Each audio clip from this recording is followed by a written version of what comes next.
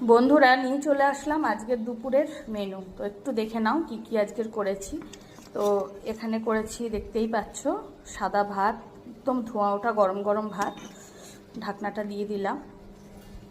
আর এখানে করেছি আমের ডালনা বা টক ডাল বা আম দিয়ে ডাল, যেটা খুশি, যেটা তোমরা বলো।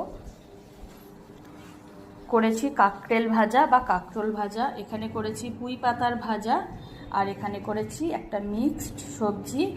নতুন পাকা কাঁঠাল খেয়েছি, সেই একদম মানে প্রথম আজকের আর কি, কাঁঠালের দানা দিয়ে আর নিজেদের ছাদ বাগানের নোটে শাক দিয়ে, নোটে শাকের ডাঁটা আর কি, বেশ মোটা মোটা দুটো গাছ ছিল, তোমাদেরকে দেখিয়েছিলাম, সেটা দিয়ে রাঙা আলু, বিভিন্ন রকমের সবজি দিয়ে একটা মিক্সড সবজি বানিয়েছি, একটু মিষ্টি মিষ্টি করে।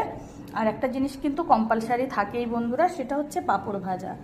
আর আজকে দেখতেই পাচ্ছ সমস্ত কিছু নিরামিষ।